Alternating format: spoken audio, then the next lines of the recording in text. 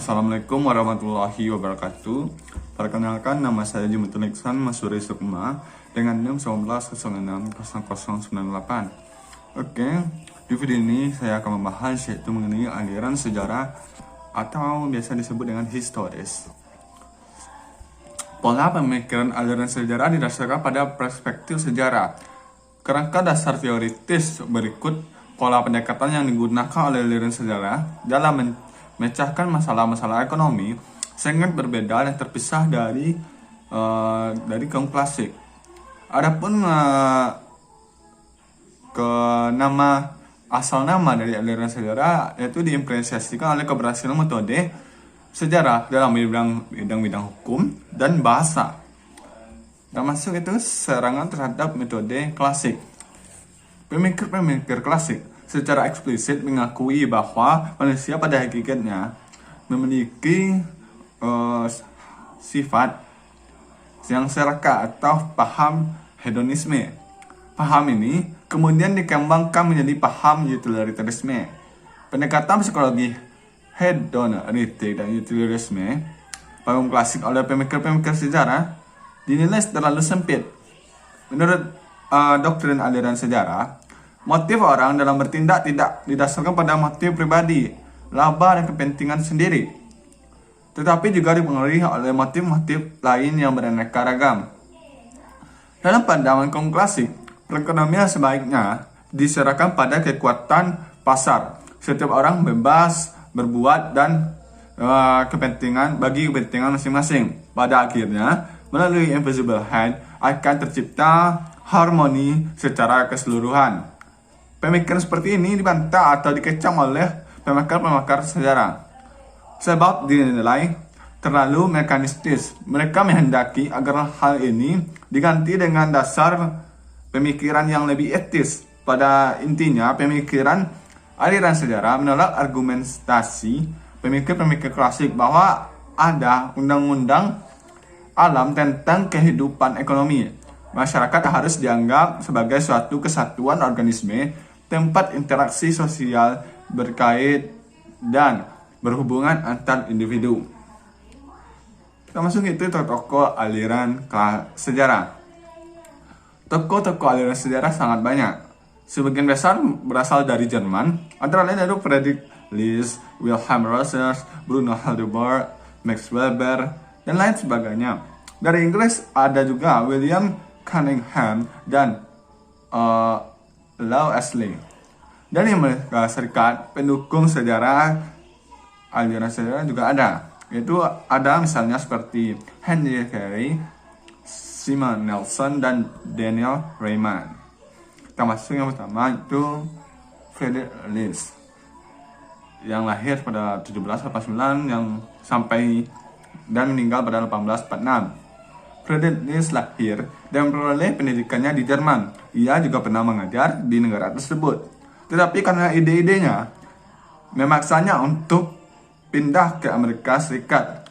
Di Amerika Serikat, ia menjadi editor salah satu surat kabar yang terbit dalam Venezuela dan aktif dalam gerakan-gerakan proteksionis.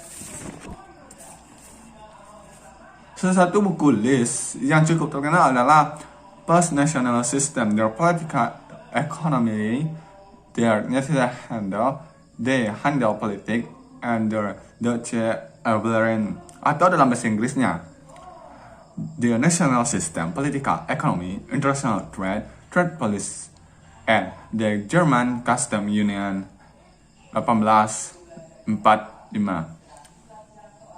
Dalam buku tersebut, List menyerang pakar-pakar klasik yang disebut Kommonstotian sebab mengabaikan peran pemerintah.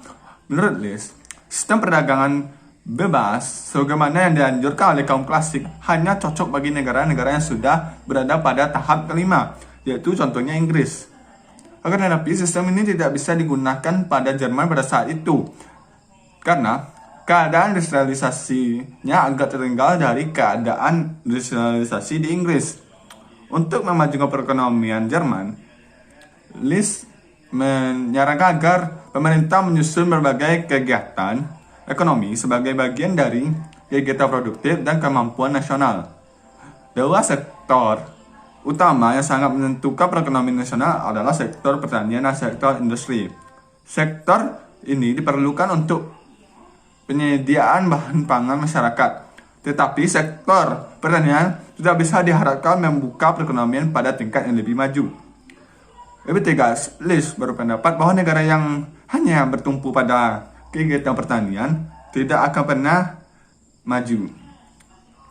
Yang kedua, yaitu Bruno Hildebrand, 1812 sampai 1878. Hildebrand aktif dalam berbagai penelitian dan penulisan karya ilmiah. Dalam melakukan penelaan dan penelitian ekonomi, ia menekankan bahwa perlunya mempelajari sejarah. Hildebrand juga sering menekankan pentingnya evolusi dalam perekonomian masyarakat.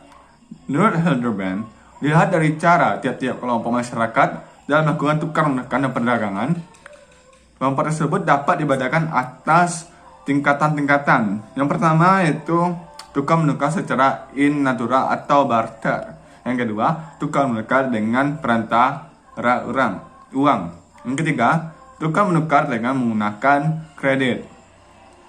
Termasuk ketiga, itu Gustav von Schmoller, 1839 sampai 1917. Schmoller menjadi terkenal karena ia terlibat dalam perdebatan sengit dengan pakar-pakar klasik, terutama dengan Karl Menger. Perdebatan itu berkaitan dengan metodologi dan pengembangan ilmu ekonomi. Ia dianggap sebagai pemikir aliran sejarah yang paling gigih, menyarankan agar metode klasik ditukar dengan metode empiris, induktif empiris. Seperti pakar ekonomi dalam aliran sejarah lainnya, Schmoller yang juga menekankan perlunya ketentuan dalam perekonomian dan memberi ruang pada pemerintah untuk memperbaiki keadaan ekonomi. Termasuk yang keempat, yaitu Werner Sombart, 1863 sampai 1941. Salah satu hasil penelitian Sombart yang cukup sering dikutip orang ialah penelitiannya tentang tahap-tahap pengembang kapitalisme. Dari hasil penelitiannya, Sombart mengatakan bahwa pertumbuhan masyarakat kapitalis sangat erat kaitannya dengan pertumbuhan masyarakat. Dalam karyanya, di buku Der Moderne Kapitalism 1902, Werner Sombart lebih lanjut mengatakan bahwa pertumbuhan masyarakat kapitalis dapat dibedakan atas beberapa tingkat. Yang pertama, tingkat pra-kapitalis. Yang kedua, tingkat kapitalisme menengah. Yang ketiga, tingkat kapitalisme tinggi. Dan keempat, tingkat kapitalisme akhir. Yang kelima, Max Weber, 1864 sampai 1920. Max Weber adalah ahli sosiologi dalam arti luas, di mana ilmu ekonomi dan sejarah ekonomi oleh Weber dimasukkan sebagai bagian dari ilmu sosiologi. Walaupun ia sosiologi, tekanan utama dalam pembahasannya adalah ekonomi. Ia juga cukup intens dalam melihat pengaruh-pengaruh agama tertentu, yang ini yang dimaksud adalah Protestan terhadap kemajuan ekonomi. Dalam bukunya yang sangat terkenal adalah The Protestant Ethic and the Spirit of Capitalism 1958. Ia menjelaskan bahwa ada pengaruh nyata ajaran agama Protestan terhadap perilaku dan kemajuan ekonomi. Sekian, terima kasih. Assalamualaikum warahmatullahi wabarakatuh.